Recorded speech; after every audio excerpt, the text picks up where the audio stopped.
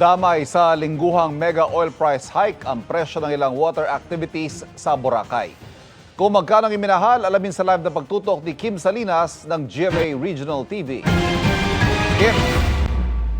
Ivan, kalbaryo rin para sa mga owner ng water activities at seafood restaurant sa Boracay Island ang pagtaas ng produktong petrolyo. Dahilan kung bakit napilitan din silang magtaas ng presyo. Sa kabila nito, Ivan, ay dagsa pa rin ang mga turista dito sa isla ng Boracay. Balik din kasi ang parties ngayong gabi.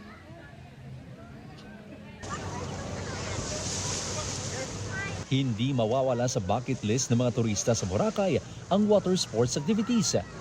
Yan ay kahit nagsitaasan na ang presyo simula nitong Marso. Ang dating 1,800 pesos sa 15-minute parasailing, ngayon 2,000 pesos na at bawat tao.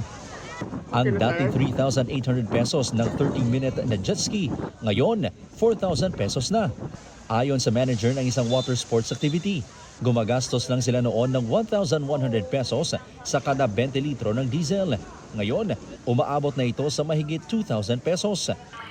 Para makasurvive at ma-maintain namin ang serbisyo at the same time, yung aming staff, kailangan namin itaas.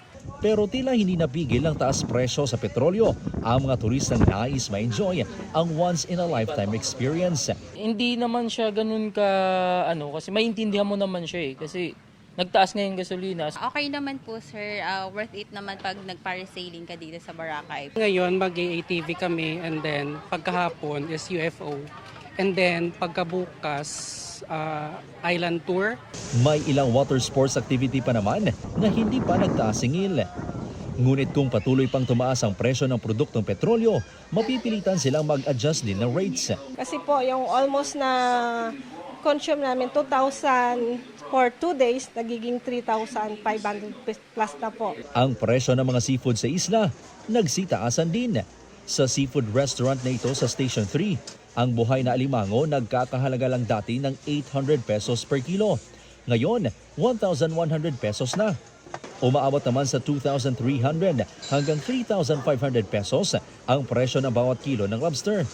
Tumaas din ng 200 pesos ang kada kilo ng ibang isda gaya ng lapu-lapu at tanigi. Maapektuhan tayo sa operating natin sa mga expenses lalo sa seafoods, lalo na may mga seafoods na kailangan natin i-maintain. Sa April 16 naman ipatutupad ang 10 pesos taas pasahe sa mga regular na pasahero sa mga sakayang pandagat papunta at palabas ng Boracay. Paglilinaw ng LGU, pansamantala lang ang taas presyo at babalik din sa standard rates kapag bumaba ang presyo ng petrolyo.